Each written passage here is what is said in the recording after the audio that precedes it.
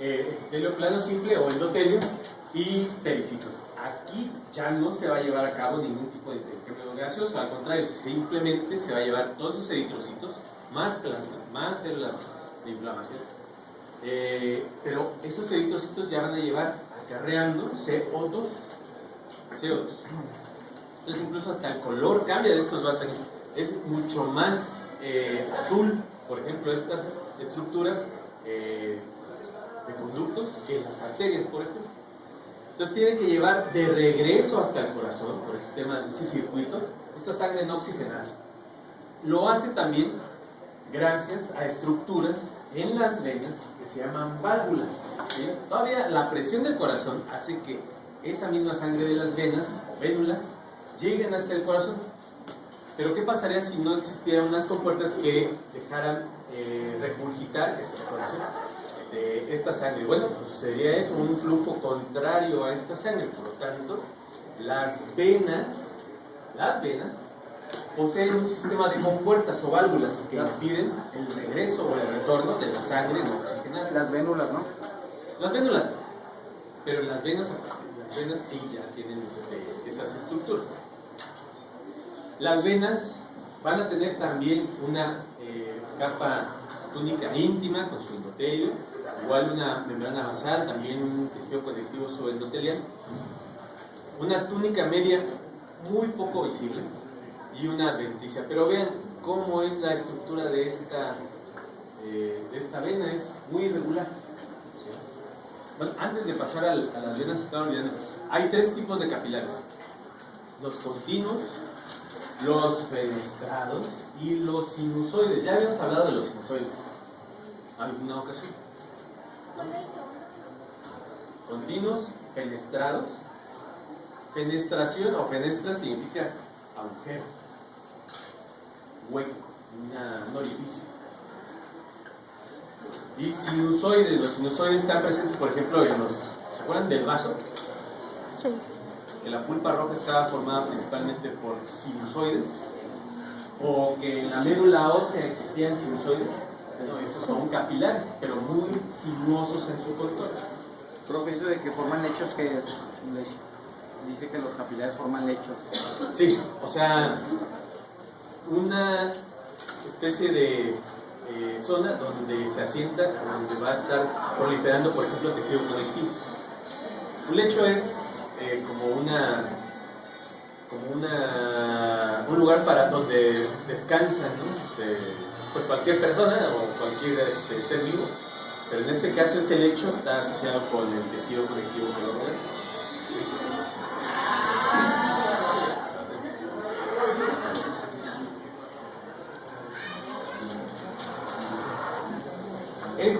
Las venas, como les decía, van a evitar ese flujo contrario de la sangre gracias a esas válvulas. ¿Han visto ustedes las varices, aunque sean comerciales? Sí. Gracias a Goicochea y todo. Bueno, esas son venas, les llaman varicosas, venas varicosas, porque después de cierto tiempo las capas de las venas pierden su elasticidad, entonces se hacen gorditas. Y aparte, las válvulas ya no sirven del todo, son hasta cierto punto incompetentes, por lo tanto esas venas empiezan a hincharse y a hacerse también tortuosas. Eso es un problema, parece ser, únicamente de los seres humanos, y de hecho unas varices solamente, porque estas duelen, pero unas más dolorosas son las que se encuentran en el ano, ¿verdad? Esas se llaman hemorroides. Digo por si, exacto. El amigo de un amigo, que duele mucho. Bueno, pero esos también son propios, por ejemplo, de estar erguido y caminar en dos extremidades. Por ejemplo, otros animales que tienen 4 extremidades no lo presentan, entonces parece ser un problema de postura.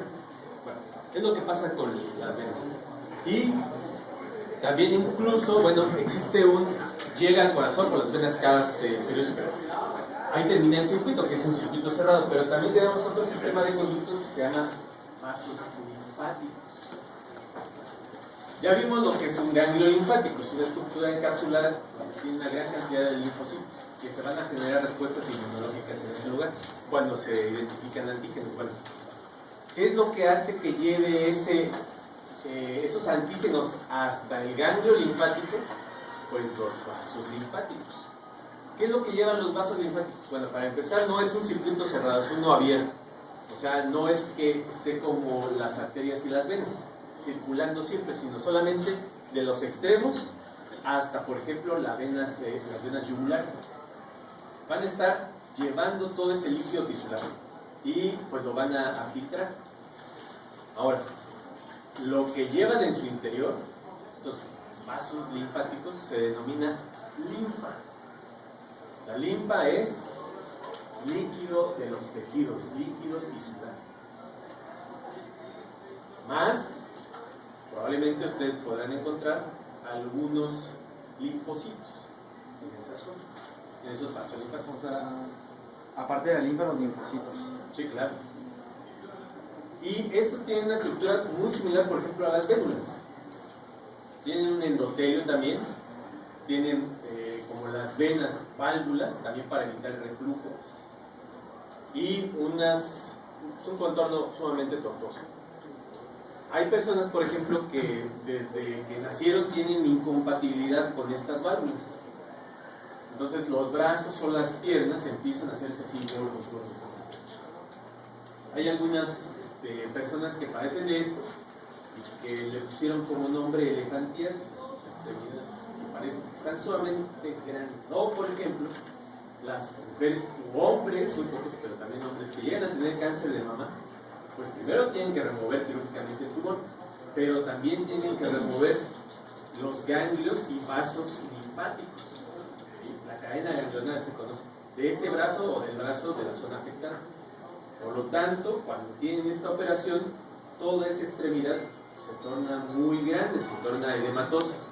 ¿Por qué? Porque no hay un retorno de esa linfa. Entonces, ¿qué pasa? Pues que se queda en la extremidad un brazo muy, muy grande. Entonces, ¿qué tienen que hacer? Ponerle muchas venas y dormirse así. ¿Sí? Para que el retorno de ese flujo sanguíneo llegue hasta las venas yugulares. Pero no digo que era un circuito cerrado. Las pulmonares, ¿no? Es el cerrado. El circuito pulmonar es el cerrado, ¿no? Y el... Ok, las arterias y venas sí forman ese circuito cerrado. Ajá. Pero lamentablemente, o no sé si lamentablemente, porque así funciona, los vasos linfáticos no, es un circuito abierto. Ajá. Abierto totalmente. Entonces se estanca ahí. No hay a dónde circular. Ahí se estanca. ¿Por qué? Porque no hay compatibilidad y no existen ya vasos linfáticos. O sea, se grande la extremidad. Entonces se puede tratar, pero no se puede curar, lamentablemente. solo esa porción, ¿verdad? Sí. Eso está.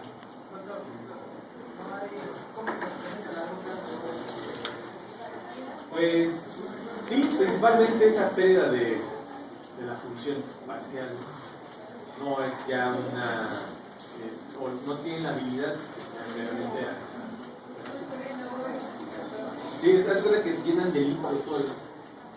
Entonces está, le llaman así edematos, como si estuviera hinchado.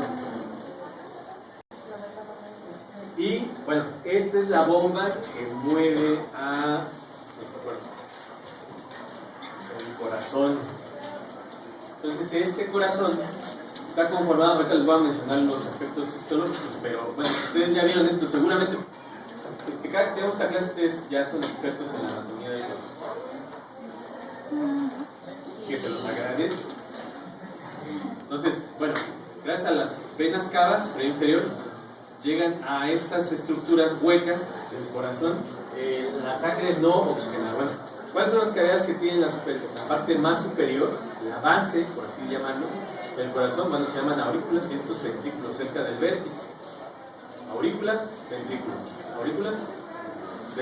separados por tejido conectivo, cavitos, les llaman, el tejido conectivo, intraauricular o interventricular. Cuando llega a la aurícula, tiene que bombearse, después de este efecto, al ventrículo a través de otras válvulas. ¿Para qué sirven estas válvulas? Pues es para evitar el reflujo de la sangre. En este lado, del lado derecho del corazón, derecho, este es el lado derecho, ¿verdad? ¿Están todos de acuerdo? Sí. Del lado derecho existen unas válvulas que tienen 3 láminas y se llaman tricúspides. 3 hojuelas, algunos llaman así, 3 hojuelas o 3 láminas, que cuando se bombea esa sangre se abren y cuando se relaja esa parte del corazón se cierra para evitar el reflujo. Okay. De aquí del ventrículo, a través de las arterias pulmonares, llegan a los pulmones esta sangre. Las arterias pulmonares son las únicas arterias que cargan sangre oxigenada, están alborotadas. Las venas pulmonares llegan a la aurícula del lado izquierdo. Esas son las únicas venas que llevan sangre oxigenada. ¿Qué va a pasar en los pulmones? Bueno, también hay capilares, muchos capilares que también tienen ese diámetro. Gracias a esa diferencia de presión, también se va a depositar el CO2 para liberarlo al exterior y se van a recargar esos eritrocitos con oxígeno.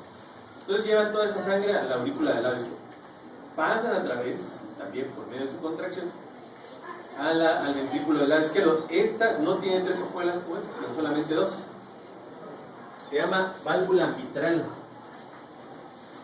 Les quiero mostrar nada más por qué se llama válvula mitral.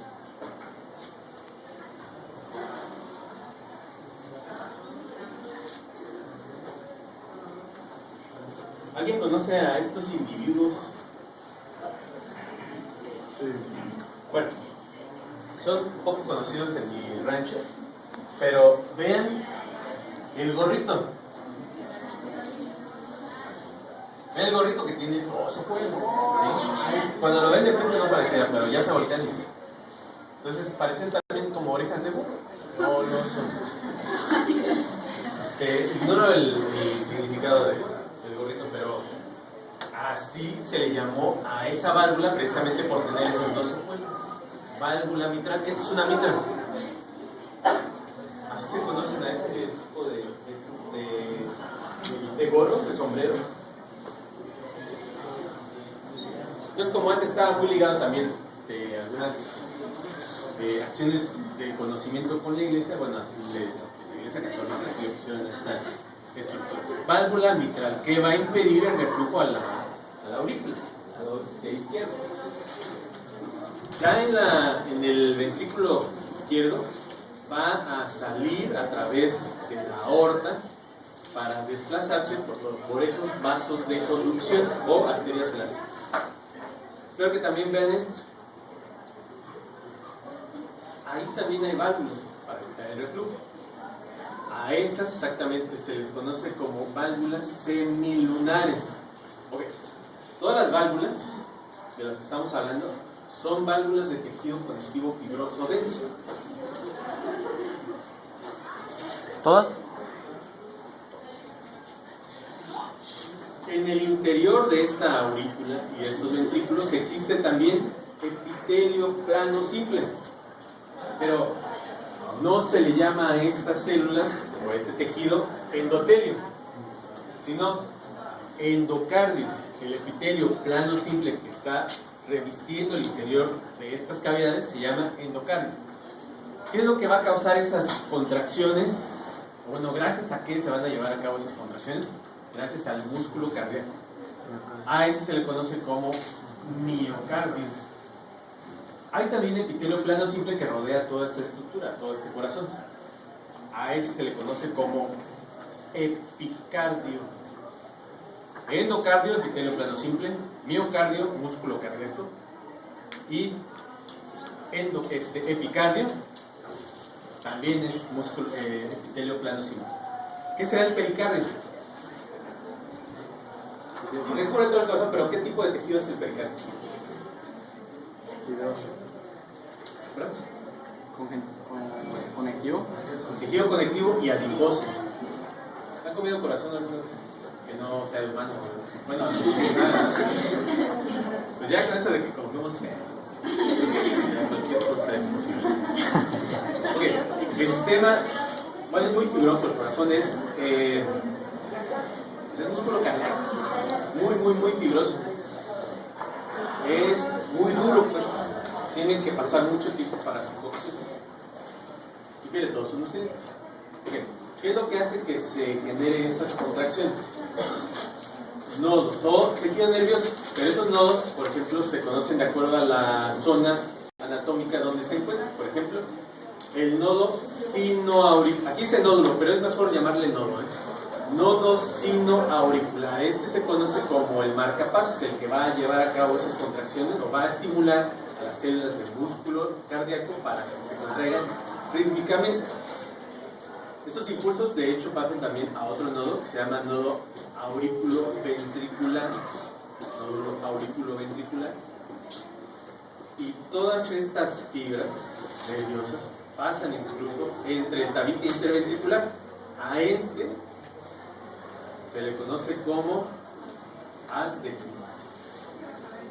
Hay unas células nerviosas modificadas que se conocen como fibras de Purkinje. Ya hemos oído hablar de Purkinje en alguna ocasión, ¿verdad? Sí. Una cosa son las células de Purkinje que están en el cerebro y otras cosas las fibras de Purkinje que van a llevar a cabo esta